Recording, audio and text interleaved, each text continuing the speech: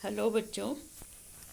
ये हमारा विद्युत धारा और इसके प्रभाव का पाठ का भाग 3 है। पहले भागों में हमने जाना विद्युत में इस्तेमाल होने वाले प्रतीक चिन्ह। दूसरे भाग में हमने जाना कि क्लोज सर्किट और ओपन सर्किट, खुला परिपथ और बंद परिपथ क्या होता है। तीसरे भाग में हम जानेंगे विद्युत धारा के प्रभाव। पहला प्रभाव है जो हमारे कोर्स में है वो है heating effect of electric current, विद्युत का ऊष्मीय प्रभाव। ऊष्मीय प्रभाव से हमारा मतलब है कि उसमें ऊष्मा दे रहा है विद्युत हमारी, और उसी के बारे में हम जानकारी लेंगे। जब विद्युत धारा किसी मेटल के तार से प्रवाहित होती है, चाहे वो बल्ब का तंतु हो, हीटर की कॉइल हो, गीज़र हो, प्रेस हो, माइक्रोवेव हो खाना बनाने के लिए, इमर्शन रॉड हो पानी गर्म करने के लिए, राइस कुकर हो चावल बनाने वाला, वो वाला कुकर नहीं जो हमारे घरों में इस्तेमाल होता है गैस पर रखकर। राइस कुकर अलग आता है बेटा, जो इलेक्ट्रिक बाउल जैसा होता है, उसके अंदर कॉइल होती है जिसमें हम चावल बना सकते हैं। रूम हीटर हो कमरा गर्म करने के लिए, उसकी जो कॉइल है, कुंडली है, वो गर्म हो जाती है, बहुत गर्म हो जाती है, और इसको हम कहते हैं कि ऊष्मीय प्रभाव पैदा कर रही है। यही जाना जाता है विद्युत धारा का ऊष्मीय प्रभाव। ये सारे उपकरण आपके घरों में, हीटर आपने देखा होगा, प्रेस देखी होगी, जो साधारण बल्ब है वो देखा होगा, उसमें एक तंतु होता है जो जलता है और उसकी वजह से हमें रोशनी मिलती है।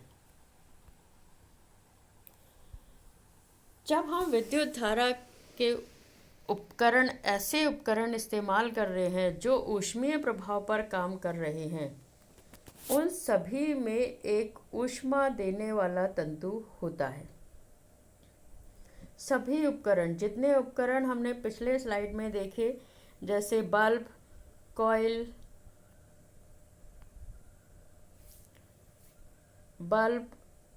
हीटर की कॉइल, गूंज, geyser, press, microwave, immersion rod, rice cooker, room heater, सब में एक तंतु होता है जो ऊष्मीय प्रभाव पैदा करता है।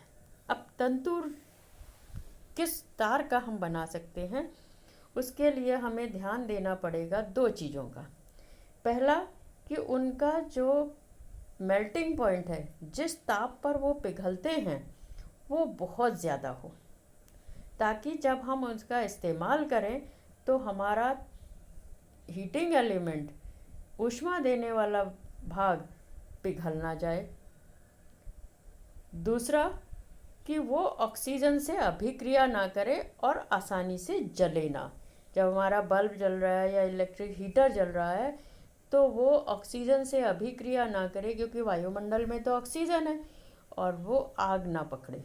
तो 2 बातों का ध्यान रखना पड़ेगा कि उनका मेल्टिंग पॉइंट जो है वो बहुत ज़्यादा हो, वो ताप जिस पर वो पिघलते हैं, और दूसरा वो ऑक्सीजन से अभिक्रिया लेकर जले ना। तो कितनी हीट पैदा होगी एक तार में जब हम उसे ऊष्मीय प्रभाव का इस्तेमाल करेंगे, वो निर्भर करेगा कि तार किसका बना हुआ है, तार की लंबाई कितनी है और तार की मोटाई कितनी है। जैसे हमने नाइक्रोम यूज़ होता है हीटिंग एलिमेंट्स में, तो अगर हम जिस उपकरण में ज़्यादा लंबा तार होगा उतनी ज़्यादा वो ऊष्मीय प्रभाव देगा। अगर 2 उपकरणों में तार की लंबाई बराबर है तो हम ये देखेंगे कि तार की मोटाई किस उपकरण में ज़्यादा है, वो ज़्यादा ऊष्मीय प्रभाव देगा। तो किस किस बातों पर निर्भर कर रहा है, किस पदार्थ का तार बना हुआ है, तार की लंबाई क्या है और तार की मोटाई क्या है। तो इसका मतलब क्या हुआ कि हमारे जितने भी उपकरण हैं उसमें हमें कितनी हीट चाहिए उसको उसके आधार पर हम मटेरियल का चुनाव करेंगे, यानी पदार्थ का चुनाव करेंगे जो ऊष्मा देगा, उस धातु का चुनाव करेंगे जो ऊष्मा देगी, उसकी लंबाई का चुनाव करेंगे। ज़्यादा हीट चाहिए हम ज़्यादा लंबा तार लेंगे, ज़्यादा हीट कम हीट चाहिए हम कम लंबा पदार्थ तार लेंगे। अगर हमें और ज़्यादा हीट चाहिए तो हम तार की मोटाई बना सकते हैं, बढ़ा ही सकते हैं। जिसमें हीट ज़्यादा चाहिए उसमें ज़्यादा मोटा, जिसमें कम चाहिए उसमें कम मोटा। तो जो वायर इलेक्ट्रिक सर्किट बनाने में इस्तेमाल होते हैं, हमारे घरों में जो तार लगे हुए हैं वो नॉर्मली गर्म नहीं होते हैं, क्योंकि उनके तारों की प्रकृति अलग है। वो तार हम हीटिंग एलिमेंट बनाने में इस्तेमाल नहीं कर सकते। ये सारे उपकरण आप पहचान रहे होंगे। ये प्रेस है, ये इलेक्ट्रिक केटल है जिसमें आप चाय बना सकते हैं, अंडे उबाल सकते हैं, दूध उबाल सकते हैं। ये तो आपका जाना पहचाना है बल्ब। ये है राइस कुकर, नॉर्मल कुकर। ये यहाँ पर इसके स्विच हैं और पीछे प्लग होता है, हम उसे स्विच बोर्ड में लगा देंगे, हमारे चावल इसमें पक जाएंगे। ये हीटर है, सर्दियों में ऊष्मा के लिए काम आता है। ये माइक्रो ओटीजी है जिसमें आपके केक, पेस्ट्री ये सब बनते हैं। ये आपका हीटर है खाना पकाने वाला, जिसका आप इस्तेमाल घरों में खाना पकाने में होता है। और ये उपकरण है इमर्शन रॉड, जिससे हम पानी गर्म करने का काम लेते हैं सर्दियों में। गीज़र भी होता है। अब देखिए, हमने रॉड हमारी ऐसे दिखाई दे रही है, लेकिन इसके हीटिंग एलिमेंट ऐसा है। प्रेस, अंदर से प्रेस का हीटिंग एलिमेंट अलग है और देखने में प्रेस ऐसी दिख रही है। रॉड का हीटिंग एलिमेंट पतला लंबा है, प्रेस का हीटिंग एलिमेंट मोटा और छोटा है। क्योंकि प्रेस और रॉड में लगभग बराबर हीट की ज़रूरत होती है, परंतु हमारे एलिमेंट की जो डिज़ाइन है वो अलग अलग हो सकती है। तो हीटिंग एलिमेंट जैसा हमारा उपकरण है उसका ज़रूरी नहीं है कि एक ही लगा हो। ये देखो, प्रेस में आप मल्टीपल टाइम हीटिंग एलिमेंट लगा रहे हो छोटे छोटे करके, क्योंकि एक ही आप नहीं लगा सकते थे, इसलिए इस तरह के हीटिंग एलिमेंट जो साधारणतः उपकरणों में इस्तेमाल होते हैं वो नाइक्रोम के बने होते हैं। नाई मीन्स निकल और क्रोम से क्रोमियम। तो 80% निकल है, उसमें धातु है, और 20% क्रोमियम है। तो निकल और क्रोमियम मिलकर एक हीटिंग एलिमेंट बनाते हैं जिससे बहुत ज़्यादा प्रतिरोध पैदा होता है जब विद्युत धारा प्रवाहित होती है, और इस प्रतिरोध की वजह से ऊष्मा पैदा होती है।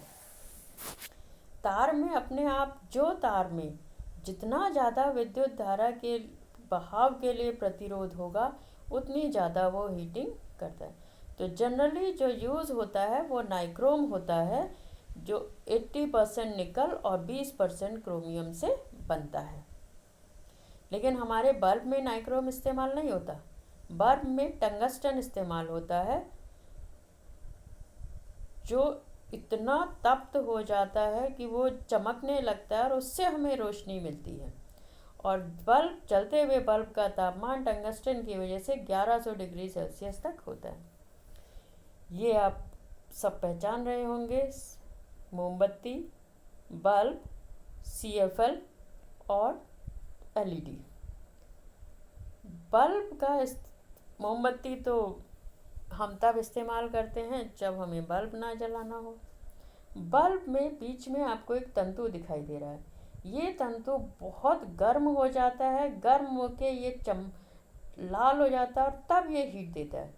तो बल्ब का इस्तेमाल आज की डेट में कम होता जा रहा है।